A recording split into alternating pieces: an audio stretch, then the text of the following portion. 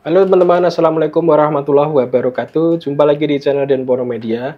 Oke teman-teman, di sini saya ingin sedikit bercerita dan berbagi pengalaman mengenai saya yang suka kredit barang elektronik, misalnya kamera atau HP, tapi kreditnya itu dari saldo rekening sendiri. Nah, gimana tuh maksudnya gimana ya? Nah, ini saya akan sedikit menjelaskan terlebih dahulu. Jadi gini teman-teman, saya itu punya sedikit idealis ya, bahwa kalau saya itu kalau mau beli barang itu anti yang namanya kredit atau cicil ke yang namanya pinjol atau mungkin pay later. Ya ada inilah, ada batasannya lah. Kalau nilainya mungkin dalam ratusan ribu atau mungkin ya nominal-nominal kecil, saya nggak masalah pakai pay later itu. Tapi kalau nilainya barang yang akan saya cicil itu bernilai, anggaplah bernilai beberapa juta, ya bisa dikatakan mahal, maka saya akan sangat tidak ingin melakukan kredit melalui aplikasi-aplikasi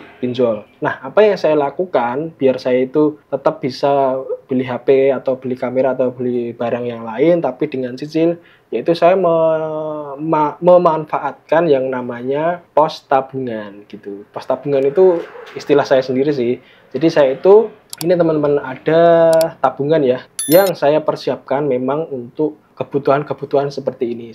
Jadi saya itu memang suka nabung ya. Saya ada beberapa tabungan untuk misalnya tabungan untuk apa. Nah, saya punya satu pos tabungan yang mana tabungan ini saya biasa pakai untuk membeli sesuatu atau membeli barang-barang HP kah atau kamera seperti itu teman-teman, yang menjadi impian saya kira-kira seperti itu. Nah, saya memanfaatkan dana tabungan ini, misalnya 10 juta ini untuk membeli HP atau membeli kamera impian saya yang saya incer gitu teman-teman ya. Lalu setelah saya berhasil membelinya, maka saya akan mencicil ya. Jadi mencicil uang sendiri gitu.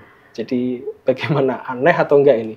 Tujuan saya melakukan ini adalah biar ketika nanti saya sudah membeli barang yang saya inginkan, kan pos tabungan saya itu kosong lagi ya atau terpakai. Nah, saya mencicilnya dengan tujuan pos anggaran atau pos tabungan yang biasa saya pakai untuk kebutuhan seperti ini itu kembali ke sedia kala gitu teman-teman. Jadi bisa dikatakan saya mempunyai limit pinjol sendiri, yaitu pinjaman dari rekening saya sendiri gitu teman-teman. Jadi intinya itu kita memang harus mempersiapkan dulu dananya ini untuk kebutuhan-kebutuhan semacam ini, daripada kita nggak punya tabungan tapi malah kita minjol atau kita cicil barang gitu. Nanti keuangan kita akan terganggu karena terpotong yang namanya ini akan keluar untuk membayar cicilan ke pinjol gitu teman-teman.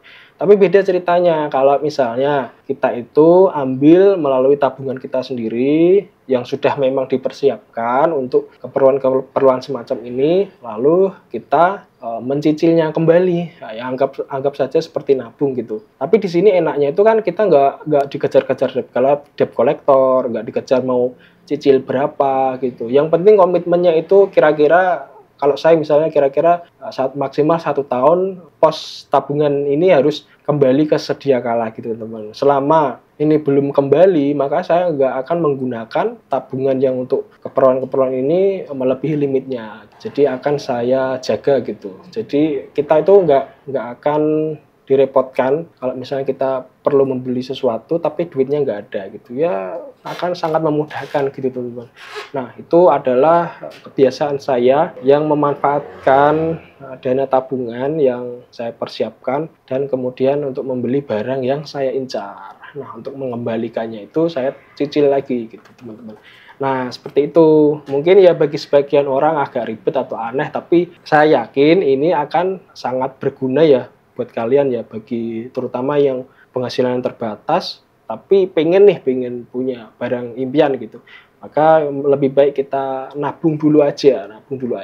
Setelah tabungan terkumpul kita pakai untuk membeli barangnya. Tapi setelah itu kita juga ada komit untuk mencicil barangnya atau mencicil dana tabungan yang sudah terpakai itu agar kembali utuh seperti sedia kala. Gitu teman-teman ya. Itu pengalaman saya teman-teman. Jadi kalian ada pengalaman serupa atau enggak ya? Bisa komen saja di bawah. Mungkin kita nanti bisa diskusi. Oke, sekian dulu video cerita pengalaman saya kali ini. Semoga bermanfaat. Assalamualaikum warahmatullahi wabarakatuh.